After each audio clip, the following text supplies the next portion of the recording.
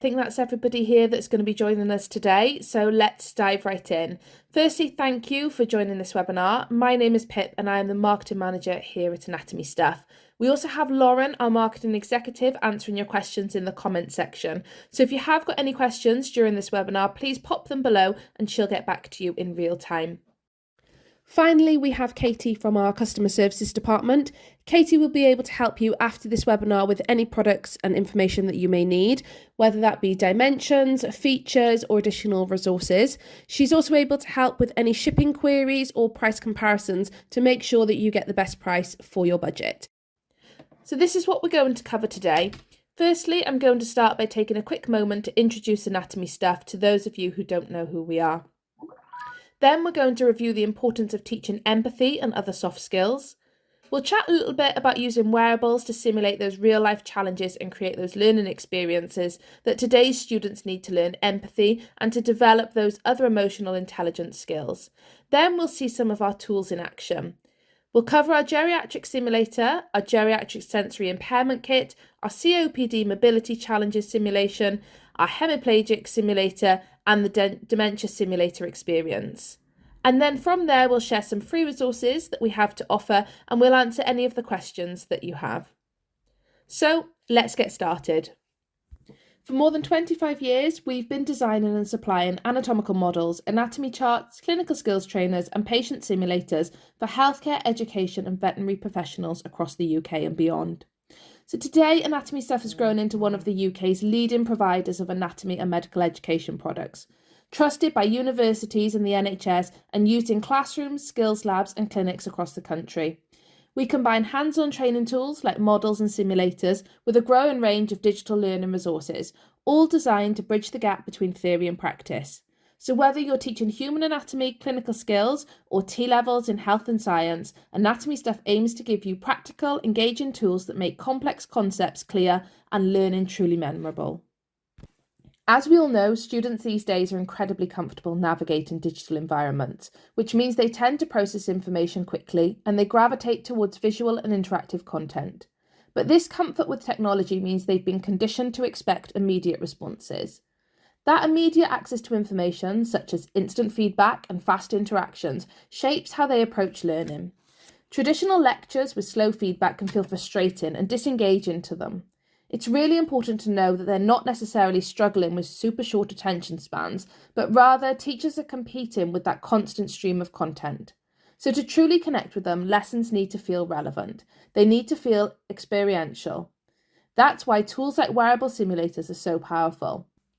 So here's a quick look at how learning preferences have evolved across generations. Most upcoming students now will be Gen Z. This means they're all looking for that fast access to information, the hands-on experiences, and the real-time feedback. And that's a really big shift, as we know that previous generations were more comfortable with delayed results or passive learning. So for educators, this highlights the need to move from telling to experiencing, and that's exactly where wearable simulators come in. So before we dive into those wearable simulators, let's take a look for a moment about what empathy is and why it's so important. This is one of our favourite quotes from a health science teacher that we've worked with in the past, and I think it really captures what so many instructors, whether they come from healthcare, social services, education, or other health professions, this is what they've told us. And that is that empathy isn't just a buzzword, it's what helps our students connect with others on that human level. And it becomes especially important when working with ageing populations, where patience and understanding can truly impact someone's quality of life. When we give students the opportunity to really experience what it feels like to move slowly, to struggle with those fine motor skills, or to hear less clearly, it really changes their mindset. They begin to act with more compassion, they begin to demonstrate more patience, and they begin to really demonstrate more respect. And that shift makes all the difference, whether in hospitals or classrooms or counselling sessions, or simply just helping somebody at the supermarket. Empathy is essential no matter what you're going to do with the rest of your life. So as you prepare students for the real world, it's important to recognise that empathy isn't just a nice to have, but it's something that today's employers are actively looking for. Whether someone's working in healthcare or hospitality, education or retail, being able to understand and respond to others with compassion and awareness has a measurable impact.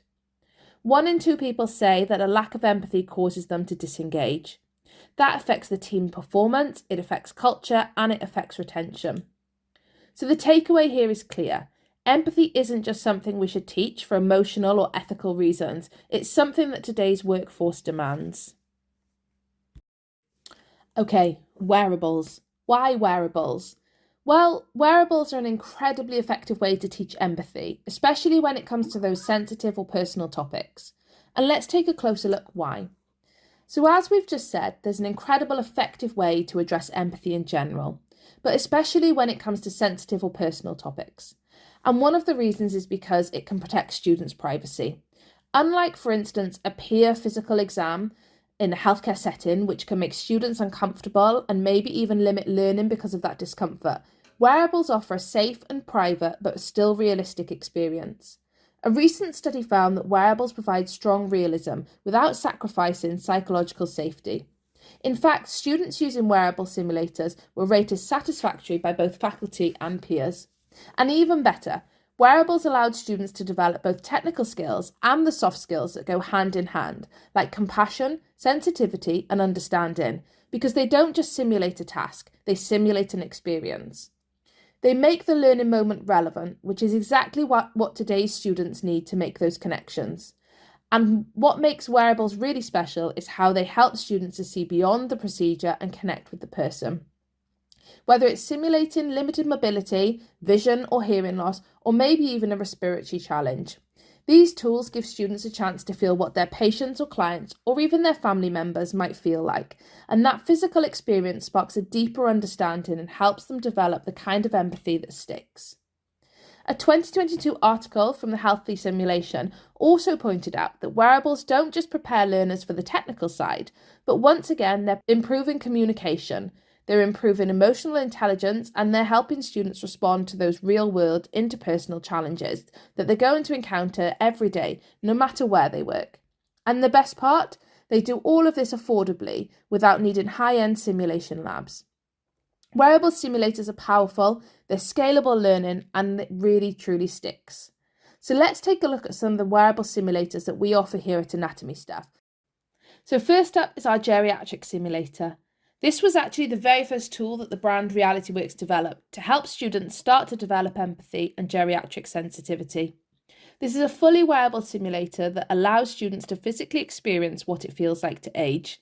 So as you can see in the image, students will wear vision-distorted goggles, they'll wear a weighted vest, gloves, and all sorts of joint restrictors. And then they put all those items on and start to complete simple daily tasks. And by doing that while wearing the suit, they start to develop empathy for those mobility and those sensory challenges that older adults face every single day.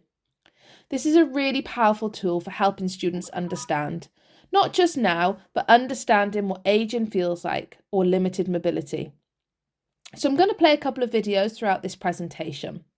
So this first video is of a student wearing our geriatric simulator from head to toe and completing a simple task, walking up a flight of stairs while wearing the simulator.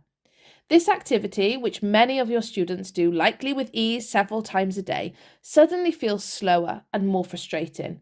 And that's the point. The experience helps students better understand why someone may be moving slowly or may be asking for repetition. Now, this tool does include several standard aligned lessons, most of which incorporate the simulator in some way. So for instance, the visual impairment lesson asks you to divide the class into groups and have each group try to do some of the simple tasks, such as reading a page out of a book or buttoning your shirt whilst wearing the visual impairment glasses. There's a lesson on declining mobility that suggests students wear all the weights whilst bending over to pick something up, or like we just saw, walking up and down a flight of stairs. There's opportunities to reflect, to gather feedback from peers so that everybody's learning together and feeding off each other. Next up is our Geriatric Sensory Impairment Kit, which really zooms in on common sensory losses that many older adults experience. It comes with several tools to simulate arthritis, hand tremors, and hearing decline. When students put on these items and then try to again do a simple task like buttoning a shirt or following instructions whilst wearing the hearing impairment simulator, they begin to realise just how challenging and often isolating these experiences can be. So again, here's an individual struggling with something as routine as opening a water bottle, all whilst wearing, in this case, our arthritis simulator. When your students do these activities themselves, the frustration becomes real. They're trying to do something they probably do hundreds of times a day, and they can't. It's harder, it takes longer, and they can't rush it. Those challenges promote not only patience, but that mindset shift. How can I make this easier or more respectful for somebody else? So again, like our geriatric simulator, the curriculum helps participants learn about age-related bone and joint challenges like flexibility, strength, and range of motion. It also includes several simulation experiences like the one you're watching, plus a fully immersive lesson that uses all three simulators in a group setting. Next up is our COPD and mobility challenges simulator. This is a simulator that replicates the physical exhaustion and breathlessness of somebody living with COPD or mobility limitations. It comes with a weighted vest plus task instructions that mimic daily routines so you can set those scenarios up in your classroom. Students quickly learn how even short distances or small tasks can require major effort and why helping sometimes just isn't an option.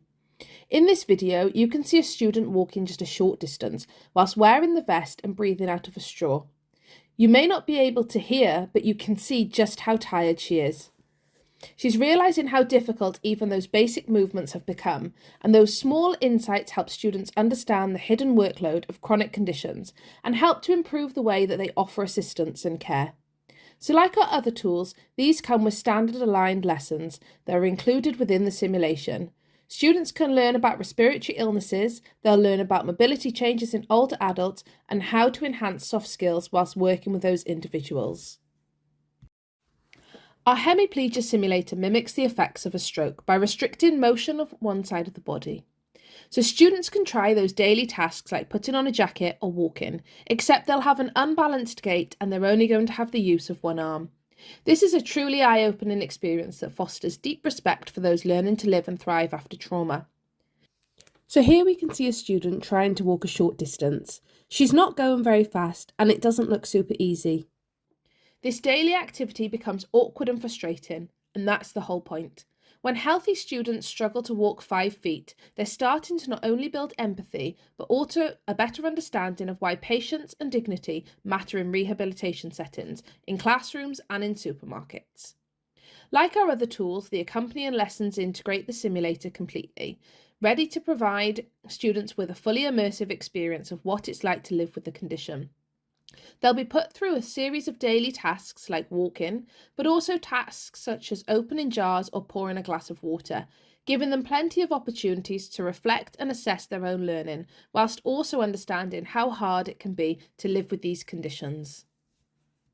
And finally, our dementia simulation experience, which uses a blend of disorienting audio, uncomfortable gear, and confusing instructions to help students feel what it's like to navigate daily life with dementia.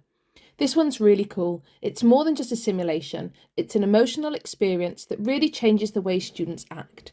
The curriculum is really helpful and it's been designed to help students understand the differences and the various workable interventions when caring for individuals with dementia.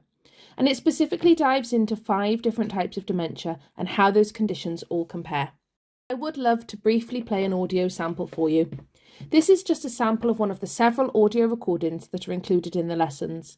Each one is specific to one of the 10 scenarios that come with the simulator, and they're designed to help those in-class scenarios become a little bit more real and a little more immersive. Now I'm going to play the clip for you. Good morning, Ms. Rice. How are you? I'm fine, thanks. Oh, good. I'm glad to hear that. Listen, the doctor has asked me to go ahead and take you for a little walk. I'm going to ambulate you as it's walk for about 10 feet. And in order to do that, for safety issues, I'm going to use this gait belt. This transfer belt, is that okay with you? That's fine. All right.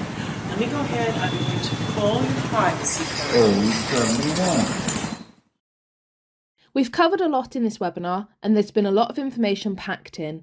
And I do just want to emphasise that we've got loads of other resources to help you take the next step, whatever that may be. At the end of this webinar, you'll be able to have access to a free downloadable pack, which gives you all of the information on our products, as well as a free classroom task. We'll send that out to everybody once the webinar has been finished. And of course, you can see all of these tools that we've just talked about, plus others, by visiting our website, www.anatomystuff.co.uk. We stock thousands of different products, from anatomy models to clinical skills trainers. And if there's ever anything you can't find, please do reach out and our team will endeavour to source those products for you.